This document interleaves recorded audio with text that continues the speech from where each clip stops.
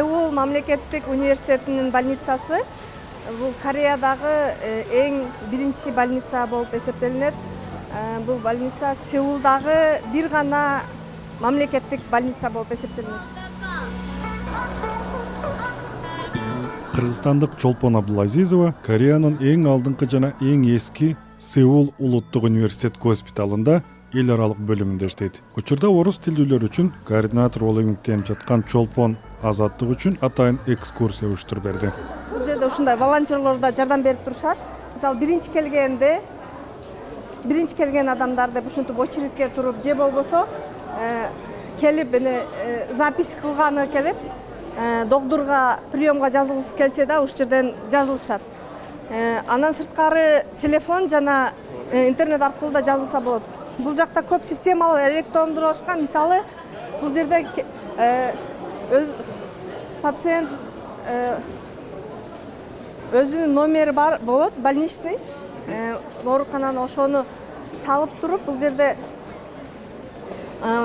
приемго же обследованияларга акчасын төлөсө болот. Бул жерден рецепт чыгарып алса болот жана өзүнүн расписаниясын да көрсө болот. Чолпон Абдулазизова Кореяга 2005-жылы жубайы менен келген. Ала дегенде тил үйрөнүп, өз кесиби дарыгер болгондон кийин мындан 5 жыл мурда 2013-жылы ооруканага ишке орношот. Албетте бир нече текшерүү жана маектешүүлөрдөн өткөн соң. Азыр экинчи этажга көтөрүлүп кетип жатабыз. Экинчи этажда ошо биздин международный центр жайланышкан. Международный центрде 90 мамлекеттен бир жылда 30 000 амбулаторный пациент, поликлиника кайрылган пациент бар жана 10 000 адам чет өлкөлүктөр келип больницада жатышат. Сеул госпиталында паракорчулукка каршы мыйзамды айрыкча орус тилдүүлөр үчүн баса белгилеп түшүндүрүшөт экен. Балким белек бечкек бергендер көп болсо керек. Бул жакта бирок азыркы бизде эми салт болуп калганда казактарда, орустарда сөзсүз бир шоколадпы же подарка менен келишет, врачтарга беришет. А бул жакта андайды алышпайт. Былтыры бир жылдан ашып калды. Кореяда ушундай закон чыкты. Тартып алсаңыздар болот, закон Ким Йонгнан деп эч кандай взятка жана акчалык жана белек түрүндөгү белек бербейт, ыраазычылык белгиси болбойт.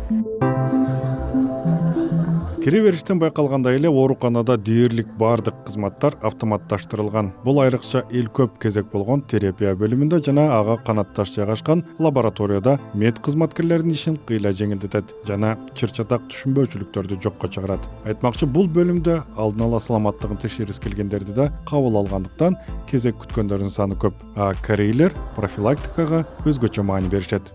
Биринчи жагынан эл да көп, экинчи жагынан эл өзүнүн ден соолугу жөнүндө ойлонуп, кам көрүп, алдын алууга аракет кылат. Мисалы оору, анан бизде мисалы оору дарын ичип, бир айдан кийин дарын ичип, кел десе бизде келбей коюшат да, жакшы болсочу. А бул жерде врач кел дегенде келип, ошо постоянный лечение алганга аракет кылышат. Мисалы кан басымы бийик болгон элдер да, менин деле туугандарым бар. Алар баш оорубаганда же давление көтөрүлгөндө гана дары ичип, башка мезгилде ичпей.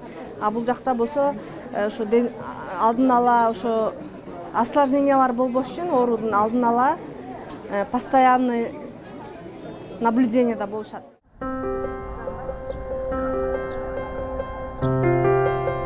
Сеул госпиталында онкология оору менен жаткан адамдарга камкордуктардын ичинен чатырда орун алган гүл бакча кыйла алкоого аларлык. Бул ооруканалар бирикмесинде дүйнөдөгү эң чоң ракты изилдеген илим борборлорунун бири орун алган. Бул онкологический центрдин тамдын башыны, крышанын башыны ушундай эс алуу үчүн ушундай бак кылып жасап коюшкан. Бул жерде гүлдөр гүлдөп келип, кандай десем, мындай духовный жактан дагы кандай жардам алып кетиш. Мындан сырткары да бул жерде концерттерди коюшат.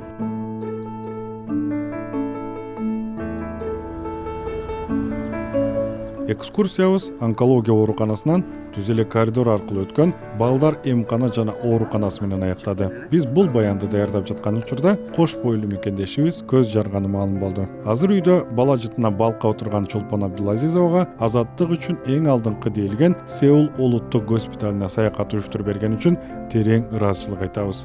Сабыр Абдумомунов, Али Туктакунов, Айбек Кулчуманов, Азаттык, Корея, Сеул шаары.